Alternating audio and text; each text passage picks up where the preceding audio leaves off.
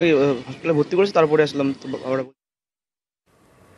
ভাঙড় বিধানসভা ভোটে আইএসএফ এর জেতা একমাত্র আসন। পশ্চিমবঙ্গে এসআইআর চালুর পর সেই ভাঙড়ে আইএসএফ এর একজনও বুথ লেভেল এজেন্ট নেই। বিধায়ক নওশাদ সিদ্দিকীর দাবি, তাঁর স্বীকৃত রাজনৈতিক দল না হওয়াতেই এই বিপত্তি। আর এই নিয়েই কটাক্ষ করেছে তৃণমূল।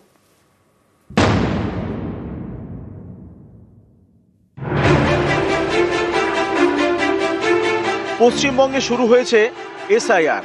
৪ নভেম্বর থেকে বাড়ি বাড়ি যাচ্ছেন বুথ লেভেল অফিসাররা, ফর্ম বিলি করছেন। বিভিন্ন রাজনৈতিক দল নিয়োগ করেছে বুথ লেভেল এজেন্ট। কিন্তু দক্ষিণ ২৪ পরগনার ভাঙড় বিধানসভায় অন্য ছবি। সেখানে একজনও বুথ লেভেল এজেন্ট দিতে পারেনি আইএসএফ।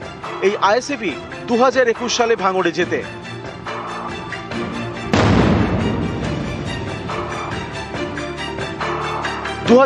এর ভোট দক্ষিণ ২৪ পরগনা জেলার ৩১টির মধ্যে ৩০টি বিধানসভা আসনেই জেতে তৃণমূল। একমাত্র ভাঙড় আসনটি পায় আইএসএফ। এ রাজ্যে তাদের হাতে থাকা একমাত্র বিধানসভা আসন। সেই ভাঙড়েই এবার কোনো বিএলএ নিয়োগ করতে পারেনি আইএসএফ।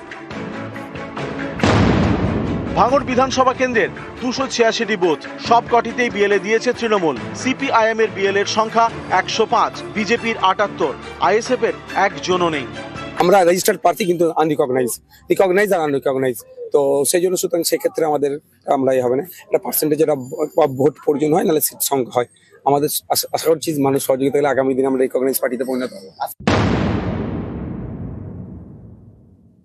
যারা আইএসএফ করেন, যে এমন একটা রাজনৈতিক দল আপনারা করছেন, যে রাজনৈতিক দল বলে তার কোনো পরিচিত নেই। ভাঙড় বিধানসভাতে একটা বিএলএ 2 ফর্ম ফিল আপ করতে পারছেন না, বুথ লেভেল এজেন্ট দিতে পারছেন না, তাহলে কেমন রাজনৈতিক দল? এই দলের অস্তিত্বটা কোন জায়গায়? ভাঙড় থেকে কল্যাণ মণ্ডল, নিউজ 18 বাংলা।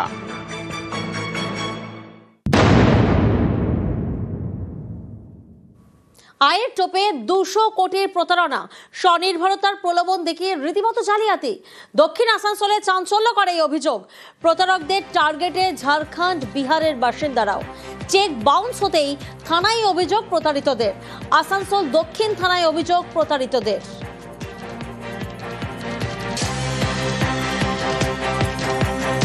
प्रत्येक लोग से 10 लाख, 20 लाख, 50 लाख प्रत्येक हेड लोग है। 200 करोड़ प्लस है। 1.5 साल से ऑफिस क्लोज करके रखा। चेक दिया, हम लोग हमेशा 3 बार करके बाउंस भी हो गया सर। 2000 प्लस चेक दिया गया है सर। उनके आवाज पे भी नोटिस वगैरह सब कुछ गया है सर, बट उनको इनसे क्या ही मतलब है हमको तो समझ में नहीं आ रहा सर। बहुत खून पसीने की मेहनत की पैसा को लगाया, लेकिन आज तक अभी तक नहीं मिला। एक पैसा लगाया है हमने जो लगाया है कम से कम सर 9.5 लाख से ओवर। लोग का पैसा लगा हुआ है आपके हिसाब से, आपके एरिया का 5,500 लोगों का। ये टोटल अमाउंट इनका कितना हो पाएगा? टोटल अमाउंट होता है तो 200 करोड़ से एबव।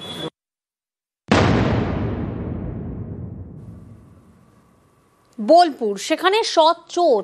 চোরের স্বীকারোক্তি শুনে হতবাক পুলিশও। দোকান থেকে 4 প্যাকেট সিগারেট, 50 টাকা চুরি।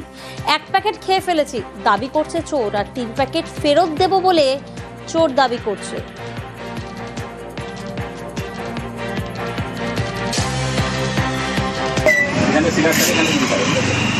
আর সামনে আপনার চকলেটের বয়াম আর হাবি জাবি সব থাকে। এইটা আমার ক্যাশ বাক্সটা ওই বাইরে পড়েছিল, আমরা তুলে নিয়ে রেখেছি। মানে আপনারা আতঙ্কিত আছেন? কখন আতঙ্কিত হবো? কাশিমবাজারের শিবুদার দোকানে তালা ভেঙে চুরি করেছিলাম 4 প্যাকেট সিগারেট, তার মধ্যে 1 প্যাকেট খেয়েছি আর 65 টাকা আমরা নিয়েছিলাম। আমরা ওইটা শিবুদা ভালো মানুষ, তাকে কালকে গিয়ে ফেরত দিয়ে দেবো। 4 প্যাকেট সিগারেট নিয়েছিলাম আর 50 টাকা নিয়েছিলাম। তার শিবু মানুষ যেহেতু খুব ভালো মানুষ, ওকে আমরা গিয়ে ফেরত দিয়ে দেবো। তার 2 প্যাকেট খেয়ে 1 প্যাকেট খেয়ে নিয়েছি 4 প্যাকেটের মধ্যে।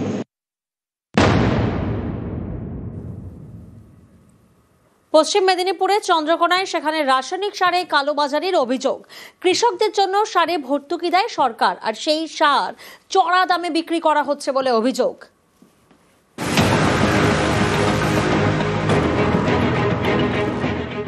সারের 50 কেজির বস্তা, দাম লেখা 1350 টাকা।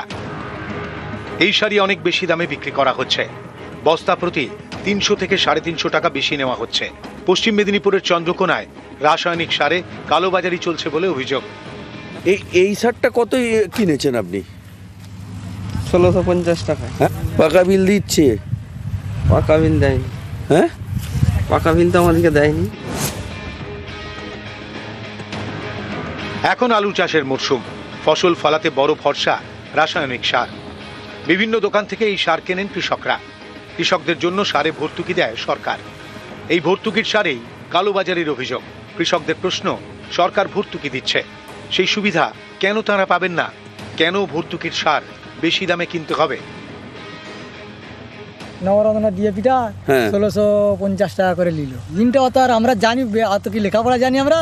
এই লোকটা 70,000 টাকার মাল নিয়ে এসছে, আমিও তো নিয়েছি 8-10 হাজার টাকার মাল, এই দাম ফেলছে। পাকা বিল দিচ্ছে? পাকা বিল দেয়নি, কাগজে দিচ্ছে। সারে কালোবাজারির অভিযোগ, এতে বহু কৃষক চাপে। ঘাটালের মহকুমা শাসক জানিয়েছেন বিষয়টি কৃষি দফতরে জানাবেন, তারপর পদক্ষেপ করা হবে। পশ্চিম মেদিনীপুর থেকে সুকান্ত চক্রবর্তী, নিউজ 18 বাংলা।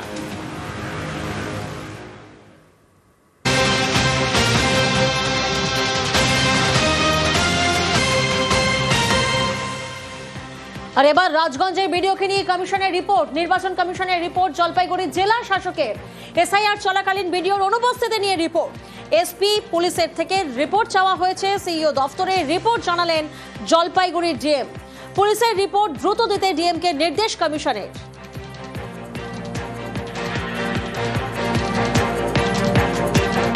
অন্যদিকে রতুয়ায় সেখানে জাল নথি তৈরি চক্রের পর্দাফাঁস। মালদার রতুয়ার আন্ধারু গ্রামের সেখানে পুলিশের অভিযান, উদ্ধার হয়েছে প্রচুর পরিমাণে জাল সরকারি নথি, শিলমোহর। সেবক প্রতিনিধি আমাদের সঙ্গে রয়েছেন, সরাসরি সেবকের থেকে একবার জানবো। সেবক, পুলিশের অভিযান মালদার রতুয়ার এই আন্ধারু গ্রামে, সেই অভিযানে কি কি উদ্ধার হয়েছে এবং এই যে চক্র একটা, এই চক্রের অর্থাৎ প্রতারণা চক্র যেখানে জাল নথি তৈরি হতো, সেই প্রতারণা চক্রের শিকড় কতটা গভীরে?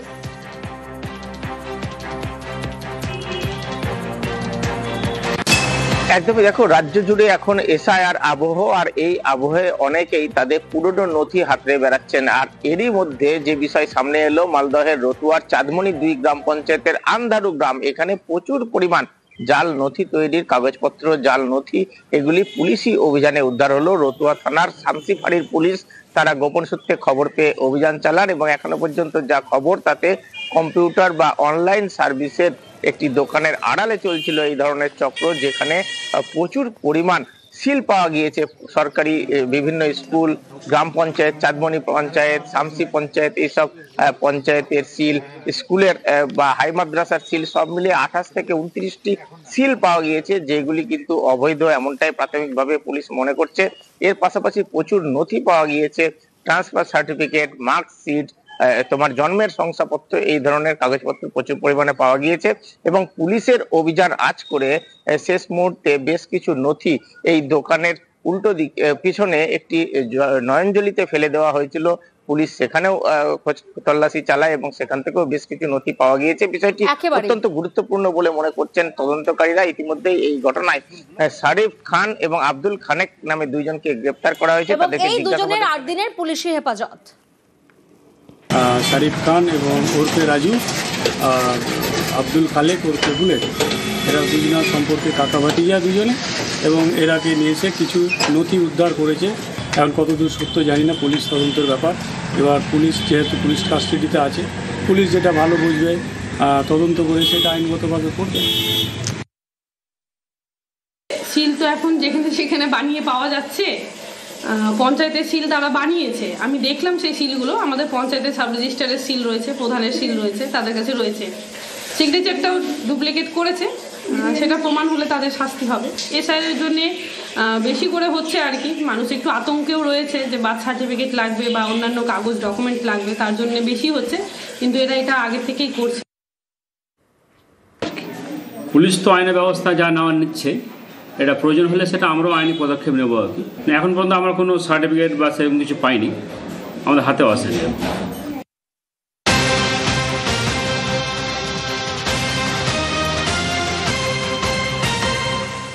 অন্যদিকে জাল সার্টিফিকেট বানিয়ে জমি বিক্রির ছক। খড়িবাড়িতে সেখানে জাল উত্তরাধিকার সার্টিফিকেট, নকল বাবা সাজিয়ে শংসাপত্র তৈরির অভিযোগ। কাদের বিরুদ্ধে এই অভিযোগ, কিভাবে তৈরি হচ্ছে জাল সার্টিফিকেট? বিশ্বজিৎ প্রতিনিধি আমাদের সঙ্গে রয়েছেন। বিশ্বজিৎ। প্রিয়াঙ্কা, সুভাষ মণ্ডল যিনি খড়িবাড়ির শ্যামধন এলাকার বাসিন্দা, তিনি কর্মসূত্রে আসামে থাকতেন এবং তিনি খড়িবাড়িতে আসার পর তার পৈতৃক সম্পত্তি হদিশ করার জন্য তিনি জমি সংক্রান্ত বিভিন্ন বিষয়ে তথ্য শুরু করেন। সেই সময় তিনি জানতে পারেন তার পৈতৃক সম্পত্তি অন্য দুই মহিলার নামে ট্রান্সফার হয়ে গিয়েছে এবং সেই অবস্থায় তিনি প্রথমে আরটিআই করেন এবং আরটিআই তথ্য থেকে তিনি পান যে খড়িবাড়ি রানীগঞ্জ পানিশালী গ্রাম পঞ্চায়েত থেকে উত্তরাধিকারী সার্টিফিকেট দেওয়া হয়েছে এবং যেই সার্টিফিকেটে তার বাবার নামকে দেখানো হচ্ছে, অর্থাৎ দুই মহিলা যার নামে ইতিমধ্যে অভিযোগ উঠছে, রেখা মণ্ডল, মায়া মণ্ডল এবং রেখা সরকার, এই দুই মহিলা সুভাষ মণ্ডলের বাবার নামকে ব্যবহার করে জাল সার্টিফিকেট, উত্তরাধিকারী সার্টিফিকেট পেয়েছে এবং সেই উত্তরাধিকারী সার্টিফিকেট পেয়ে জমি হস্তান্তর করার চেষ্টা করছে। এই ঘটনায় তারা ইতিমধ্যে অভিযোগকারী রানীগঞ্জ পানিশালী গ্রাম পঞ্চায়েতকে একটি লিখিত অভিযোগ জানিয়েছে এবং গোটা ঘটনার তদন্ত শুরু করেছে রানীগঞ্জ প্রধান। তবে গোটা ঘটনায় কিভাবে এই সার্টিফিকেট হলো তা নিয়েও কিন্তু তদন্ত শুরু হয়েছে। আমি একটা প্রধান বিষয়ে দরখাস্ত করেছিলাম এই ব্যাপারে, যেহেতু বলতে ইস্যু হয়েছে জিনিসটা, ওয়ারিশ ছিল তারা তো ওই উপস্থিত ছিল না, মীমাংসার ব্যাপারে কোনো আলোচনা হয় না আর কি। যদি আমাদের আলোচনার মাধ্যমে সমস্যার সমাধান হয় তাহলে আমাদের কোনো আর অসুবিধা নেই। ওয়ারিশ সার্টিফিকেটটা ইস্যু করেছিলাম 2023-এ, সেটা আমরা তাদেরকে ওই ওয়ারিশে যারা আবেদনকারী মায়া মণ্ডল আর রেখা সরকার, এনাদেরকে নোটিশ করা হয়েছিল। মেম্বার সুপারিশ করেছে বলেই প্রধান ওয়ারিশ সার্টিফিকেট দিয়েছে। মায়া মণ্ডল আর রেখা সরকার যে দশরথ মণ্ডলের মেয়ে হয়, এর প্রমাণ ওনার কাছে রয়েছে। তো এর প্রমাণ উনি নাকি নিয়ে আসবে, তো তার জন্য কিছুদিন আরো সময় দেওয়া হলো।